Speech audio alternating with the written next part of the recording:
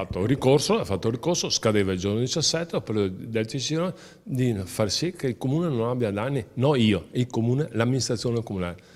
Questa è una decisione che ho preso, tranquilla e serena. Il sindaco di Padova, Sergio Giordani, è iscritto all'anagrafe un richiedente asilo che ha fatto ricorso per avere lo status di rifugiato, ricorso che scadeva il 17 giugno. Si tratta di un 29enne fuggito dalla Costa d'Avorio che vive a Padova e che lavora in un hotel di Venezia. Con questa decisione Giordani avrebbe però di fatto violato quanto previsto dal decreto sicurezza di Salvini. Io vado alla sicurezza.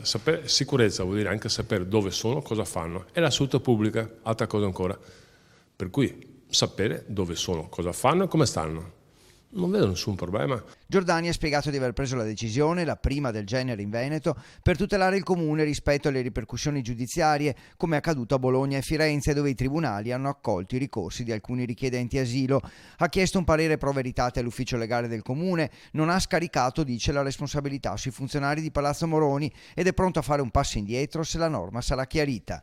E quando sarà fatta chiarezza, io faccio un passo indietro. Vi ricordo che stiamo parlando di 3, 4 persone, 5 forse. Qualche altra città molto grossa ne ha 6, 7, 10, per cui stiamo parlando di poche persone.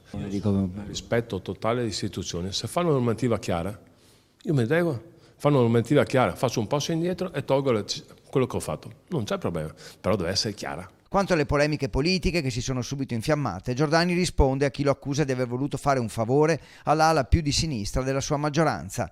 Io non faccio ideologia, non faccio attacchi alla Lega, non faccio attacchi a nessuno, io sono per fare le cose serie, tranquille. Mi prendo le mie responsabilità. Non sto facendo, per quello non l'ho data ai funzionari, potevo girarmi dall'altra parte, non lo faccio, io non cerco consensi, io faccio le cose che ritengo siano giuste. Intanto la prefettura ha chiesto gli atti e ogni altra informazione sull'iscrizione all'anagrafe per verificare la corretta applicazione del decreto sicurezza.